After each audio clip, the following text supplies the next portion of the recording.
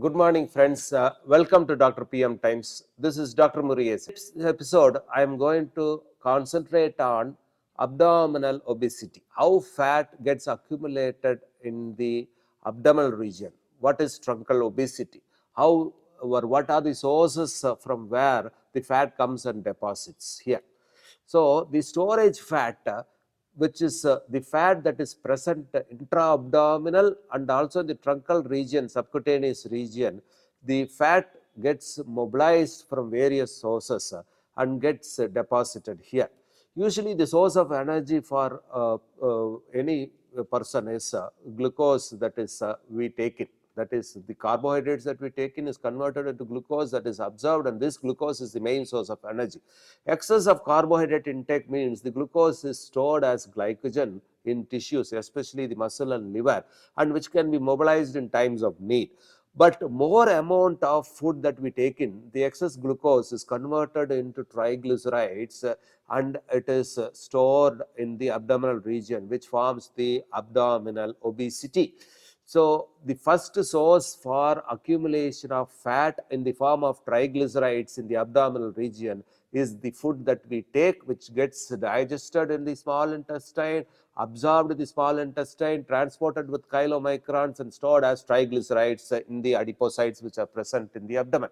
The next source is endogenous fat that is synthesized by the liver, and this fat is transported as lipoproteins in blood, and then by the action of lipoprotein lipase, it is converted into fatty acid and stored in the adipocytes as triglycerides again.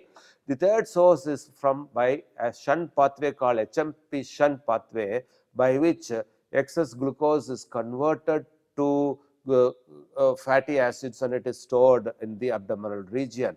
And the fourth, fat gets accumulated also because of the inhibition of lipolysis, which occurs mainly in the presence of the hormone insulin, and this inhibition of lipolysis due to inhibition of hormone sensitive lipase present in the cells causes accumulation of fat in the form of fatty acids in the abdomen.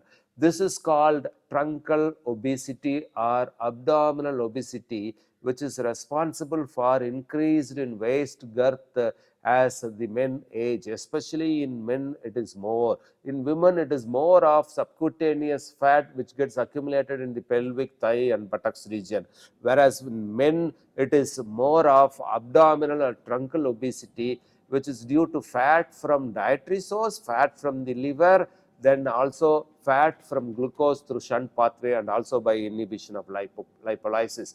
And this fat is more harmful, and this fat is responsible for increase in waist circumference, which is the main indicator of metabolic syndrome, which is a prelude to coronary heart disease, hypertension, diabetes mellitus, etc., all metabolic diseases. So, we will concentrate on truncal obesity, where by aging from 20 to 40, a person gradually increases his waist size by 1 centimeter per year.